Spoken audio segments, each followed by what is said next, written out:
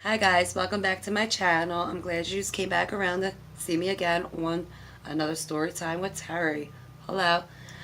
How's the people doing out there today? Everybody feeling good? Spring's in full fucking bloom. I'm loving it. Although they are working outside my house and it is driving me insane. Like beep beep beep beep beep beep. You'll hear it in the background of this video. Just saying. So I caught you up with a little bit about the ghost that I was experiencing, the whatever was in my house, that old house that I was experiencing. And my mom knew because my mom dealt with the tarot cards back in the day. She also dealt with the Ouija board. She did like the most. Like some people say I do the most. My mom like does the most. When I was younger, she wasn't a Christian. A lot of people don't remember this. They always see my mom as like, oh, she's so nice. She's old. She's a Christian woman. She would never. Yeah, she would. Yeah, she would. And I'm here to spell her tea. Only for the fact is she taught me how to use tarot cards. She taught me how to use deck cards, regular deck playing cards, and turn them into tarot cards. She also encouraged Ouija board play, which is going to lead me to this story right now.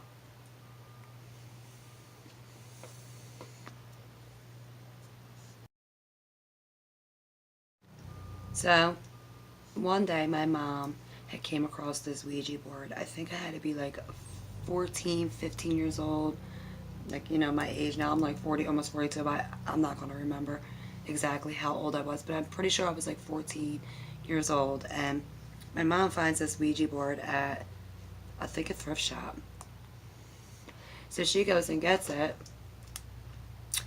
brings it home. Next thing you know, she is by herself. And I hear her talking, and I come up into her room, and I'm like, Mom, who are you talking to? Oh, nobody. And I see her with her Ouija board, and I just like side eye her, and like, okay, something's going on. Now I'm going to have to intervene on my mom, who's a whole ass adult. Anyways, I'm getting ahead of myself on this one. My cousin and I went into her room, and she's playing one night. And I'm like, Mom, who are you talking to? She's like, I'm not going to say his name, but she's like, so-and-so, he's like a deity from ancient Egypt, and he's telling me all kinds of things about like my past life, about your past life. So of course, me being young and my cousin being young, we're like, pull right up to the table. What you talking about, Mom? What you talking about, Aunt Terry? So naturally, me and her are like, what are you communicating with? Let it tell us some things that we don't know. So it goes off to my cousin first. You're going to have a little girl with a guy named Mike. Now, I liked the boy named Mike at the time, so instant snap, I turned to her. I was like, I know you ain't going to try to look at him like that. And she's like, oh, girl, no. Like, she is like one of them girls that, like, will not do your man or anything. She's, like, totally respectful. And she has respect for herself, too. And that's why I stayed in her life for so long.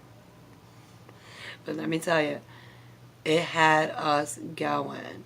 And then my mom gets to me and says, you're going to have a baby with the letter A. And I'm like, well, where do I meet this letter A? And letter A was, she said, I remember her, the board going real quick. And mind you, she didn't have one of them pointer thingies, but she did a planchette. She did have a cup, a glass cup, and it worked just as well. And I know it worked because the thing she told us, you'll see in a second. So she tells me A, and I'm like, okay, so where do I meet this A person at? You're gonna meet him. He's gonna be with two surfer type guys, and I'm like, okay, not up my alley, but okay, whatever suits it. However I meet him. So years go by. Now, I'm going to have to go to this part first because maybe 2 years go by for my cousin. And she actually hooked up with a friend of our Mike. Like, this guy, we knew him for, like, yay big, hanging in Penn Treaty Park. Like, they was fishing, we was just being bad, cutting it up, swimming in the dirty dough. Like, I swear, like, hand to God, we did that crazy stuff. Now, I would never do it, but back then, you couldn't tell me that anything was wrong with anything or I was going to die, because I was an adventurous kid that just did those things. So she ended up getting pregnant by him and had a baby girl. And I'm like, wow, okay. So I wasn't even looking for it. And I did meet the guy with the letter A and had my daughter with him. And when I met him, it wasn't like that he was with two surfer type dudes, but I think what they were relating to was that his two cousins had blonde hair, blue eyes, to where he's like totally the opposite. He's Spanish guy, dark hair, dark skin, dark eyes, you know. They don't look nothing alike. And when I asked that day where I was going to meet him, it said, a place where you go and get diapers at. And I'm like, a place where I go get diapers at? I'm like a whole 14 years old. Where am I getting diapers? No, that's where my family was getting their diapers at, like, in the future, that I found out, like, right before that. I'm like going to get WIC with them and stuff at this store, and I'm like, one on one, it made two.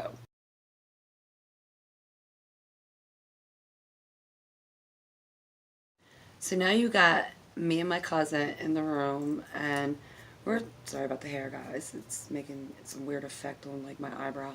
But anyways, my mom literally was obsessed, and she wouldn't let no one touch it. Um, she was starting to make deals with this C guy. And like I said, I won't mention the names because I had to go through it with like the exorcist and all. And he's like, just don't say the name, write it down, blah, blah, blah. So exactly what I do and exactly what I do today. And I won't share that because I won't want to bring none of that to anyone's life, like literally. It's a scary ordeal, and I'm still kind of like living with it till this day. But let me get back because I am really getting ahead of myself on this one because this one like really fucked my head up in life. Um, so she's up there and she's mad at my dad and she's like, you know what? I'm gonna fucking fix him. And I'm like, what do you mean? She's like, the Ouija board had told me that if she wanted anything to happen, just to ask and it will be granted. So one night my dad steals money for drugs. And I mean, we're scared. Like, he would come crawling through the floor, kind of different stories because that's some real jacked up stuff. But like stealing money, doing what he does, then goes and she pops up and it's like, oh, you're gonna be sorry, motherfucker, because you're gonna end up dead because I got something that you ain't got, and it's a spirit. And I'm like, she didn't just say that. Oh my God, she's being serious. She legit thinks that the spirit's going to give her what she wants. So she goes right to the board and she's talking. She's like, yeah, that's exactly what I want. This is exactly what I need. I want him in my life. He needs to get out. He's been nothing but a burden. He's been nothing but an oppressor, the whole nine. And meanwhile, while she thinks she's the victim in this, she's really becoming the victim. Because within 2 weeks, my father could not walk. And when I mean, she yelled at him and she said, you won't be able to even walk to go get your drugs no more. And then 3 weeks later, he pops up, not be able to walk, and gets admitted to the hospital, has to get emergency surgery on both feet, where we found out at that moment what his future was going to hold, but that's for another story day. But like I said, she relished in that, and it actually fucking scared him, and it quite scared me too, because I ain't never seen something happen so quick and so vindictively. And like, me and my dad, like anybody will tell you, we do not get along, and I don't stick up for him, and I never will. But that was some fucked up shit she did. Just saying. Fucked up. And she's paying for it now to this day. And so, I mean, like, between me playing from what I learned with her, all the way to her doing what she did. Because I remember people showing up at the house asking for them tarot card readings. And I remember her bringing out not white candles, but black candles. And we all know that, like, in spirituality, there's the dark craft and the light craft. And my mom definitely was messing with the dark craft. And I know it for a fact. Because when all that went down, it sealed the deal for me. So my mom's like, oh, cool, so whatever. So now I want to touch the Ouija board. I want to do things with the Ouija board. And in the midst of me doing all that and getting it, like, you know, getting the attention of the Ouija board, my mom got mad and literally threw it out. And we didn't know where it went because she went back out to get it in the trash and it wasn't out there. It wasn't out there. Fast forward 4 weeks, the next door neighbor had picked it out the trash and now it's in their trash and she's like, should I ask for it back? And I'm like, no. Literally, you need to open a Bible and pray. Like, that's where I was at in life. I was like, give me the Bible. I read Revelations. Like, I was just like, I was really shook. But asking for things like that in your life, thinking that you're going to gain, thinking that you're going to get ahead, thinking that you're going to do your enemies wrong, only opens up doorways to, like, literally hell. Hell. And I believe what I experienced in that house was all due to my mother and myself doing the things that we did. And the atmosphere just being off all them years from all the family problems and, you know, the negative energy really sticks to an environment, if you know what I'm saying. And I decided to move in there multiple times. Move in, move out, move in, move out. But like I said, I moved in with my roommate and all that weird stuff started happening. And I know there's stories that I haven't got to tell you about, like, the ghosts and stuff and the things that they did other than, like, touching us. I know that, like, multiple times Davis has been assaulted. Multiple times I have been touched. Other than the credit card swipe, I've also had, like, literally when I got out of the shower, my breast feels so ice cold. It felt like someone titty grabbed me. It was like, that's that. But icy cold hands, like as if they just came out of winter snow. Like, and my immediate reaction was to grab my breast. I was like, what the hell? And I'm looking around and I'm like, that feels really cold. And I honestly thought that, like, I was leaking something, because that's another story. I had tumors in my breast, had to get them removed. I'm not going to be shy about it. So I had half a breast removed, so I got breast implants. So if you ever think that my titties are big, they're fake. So anyone can have them. They're just titties. So yeah, I felt that, and I'm like, my fucking implant popped. You've got to be kidding me. There's no way. And then reality, like I said, you always want to believe something else.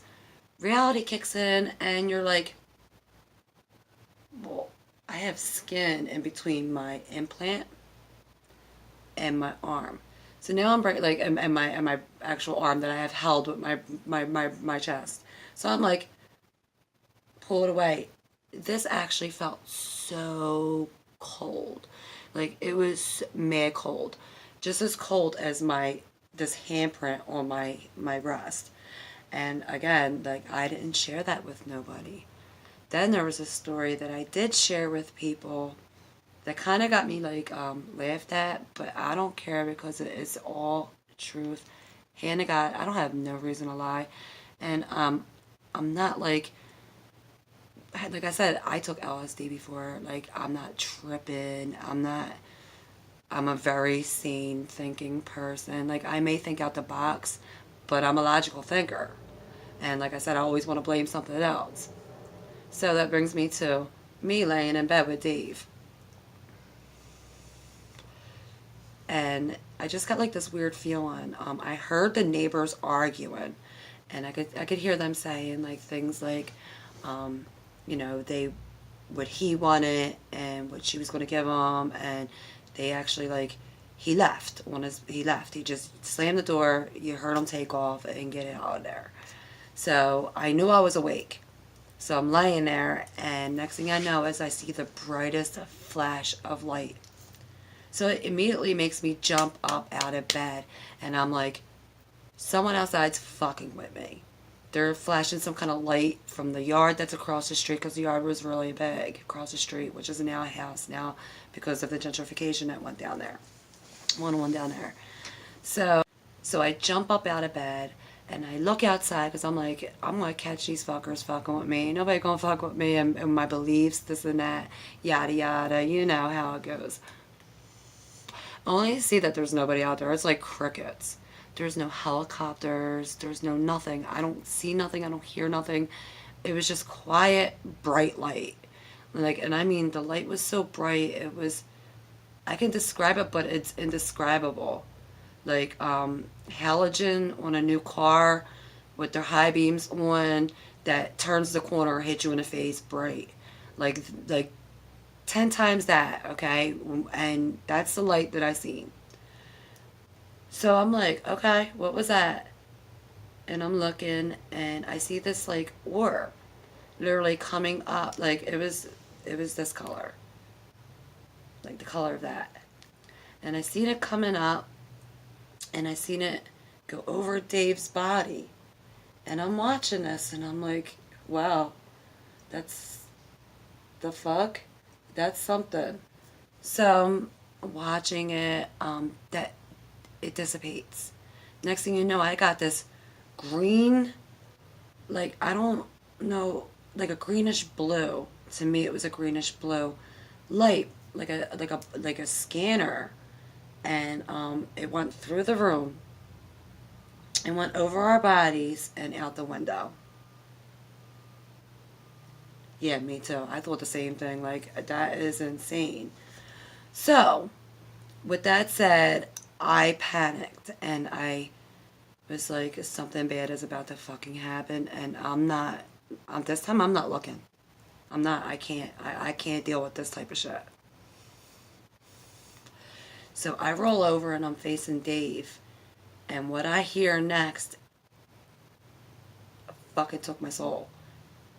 It was doom, doom, doom. And mind you, my room's lengthy, so like 3 steps ain't cutting it. So long legs hopping down, just boop, boop, boop, and then bang into my moving box that was like right off to the side of my bed. So I'm like looking at Dave, and I'm like, I cannot believe he's not waking up. I'm not even saying it out loud. I'm actually thinking this. I'm like, I cannot believe he is not waking up. And I was just, I'm gonna admit this, I was just too even look. And that's the last thing I remember. So the next day I went and told a couple people, and was like, yo, y'all don't even know. Like, I had the Pink Floyd light laser show going down in my bedroom last night. And of course, we got our laughs, and what was it? Who knows? Like, I don't know what it is. I just know that I seen it, and it was creepy as hell. Now that brings me back to when I denied Dave's story, and I'm going to have to give you an apology on this, Dave, because I really did, like, dismiss what you were saying that time when I was pregnant. When I was pregnant with Jake, we were laying in the bed, and according to him, he was not sleeping. He woke me up, and I had work the next day. I worked at Children's Hospital. I was like, yeah, okay, what's going on? Bad dream?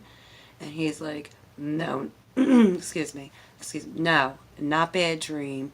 I just seen what looked like someone taking an x-ray in green above your body. just above your body and go right out the window. And that's when I woke you up. And mind you, I was like 8 months, like, no, I'm lying. I was like 7 months pregnant or so with Jake. And I'm like, dude, you're tripping. You're dead having a bad nightmare. Go back to sleep. And I went to work the next day, living my life again in my bubble, not giving, the proper due respect to someone else's feelings and exactly what they were experiencing. And so I really learned a valuable lesson that day. Actually, not the day that it happened, but the day that it happened to me. And I hate to sound like that, but like they said, you don't know until you actually are going through it yourself. And that's the truth. And that's why I started this channel. There was multiple reasons. Like I said, one reason was it was on my bucket list. Second reason was I want to be able to tell some of these stories to help some people out, because I wasn't helped out in life. People just looked at me like, ha, she's crazy, she's losing her mind. And I wasn't. I was actually being messed with every day, if not every other month. Because some days there would be nothing. But it didn't mean that the stuff didn't follow me outside. Like the things that I seen followed me on my street. Which brings me to this story. Me and my cousin, which is these are all like different cousins except for the one in the first one, which I should have been giving them names, but I really don't even want to do that. I just want to put the story out there and say these are my family members that I'm talking about. So my one cousin, which I really don't get along with, but, we're sitting there kikiing up, trying to, bond a relationship or make some kind of relationship. And we're talking about fashion. That's like one thing we had in common. Makeup, fashion, just how we like to make our own clothes and stuff. So she is talking to me, and I'm looking past her down to the corner of our block, and I'm like,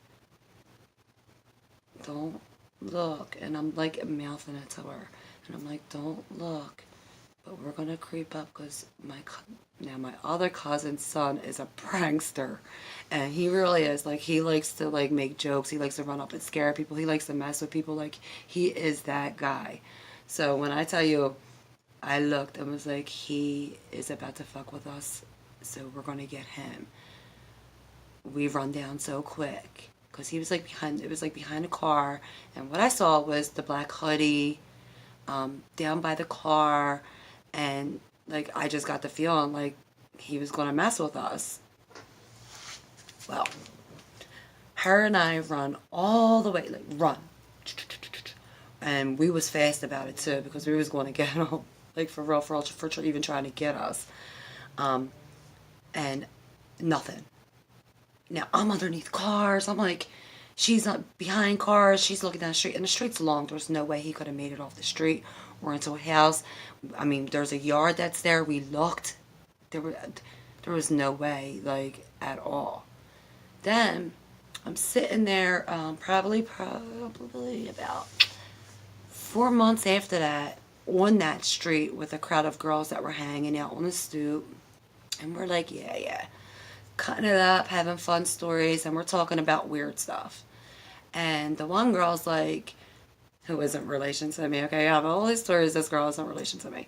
And she says, yo, I had this weird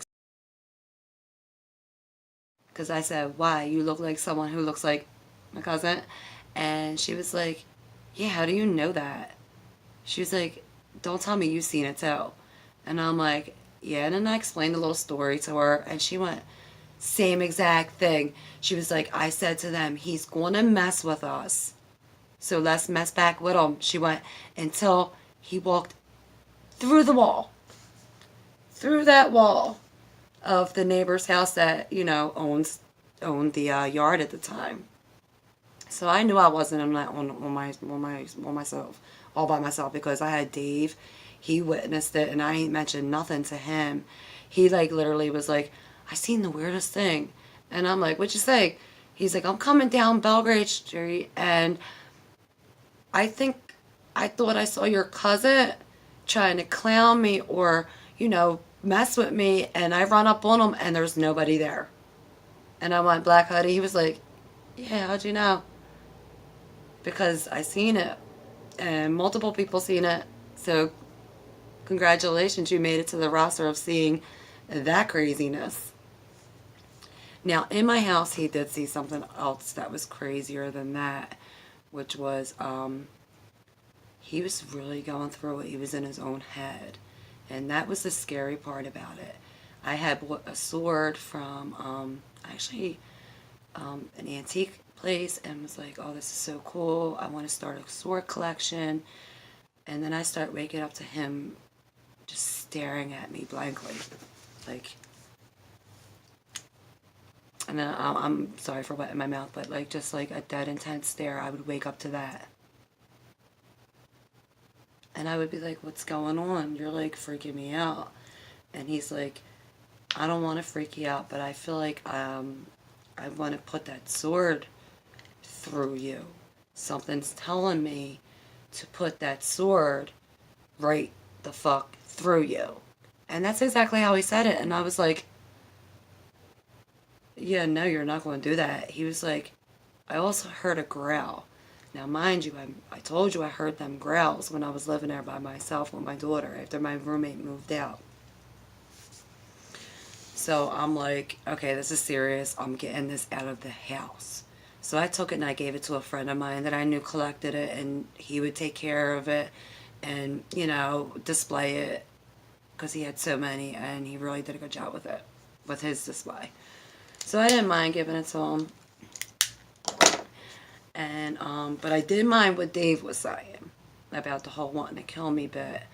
So, next thing you know, he's seeing shadows. And he wakes me up he wakes me up in my sleep. And we're talking. And he's like, he gets like ghost white. And dude has some color to him. Ghost white. And he backs into the wall and he's like, oh my God. He's like, I just seen something this big turn into 6 feet tall. So that kind of like is what brought me to the Exorcist part and all that, because I really didn't know what to do anymore. I was like, we're seeing so much stuff in here. It's following us outside. We need some kind of answers. So I started doing my digging and my research, and I had a girlfriend that was helping me out. Shout out to you, girlfriend. Thank you so much. It was so appreciated.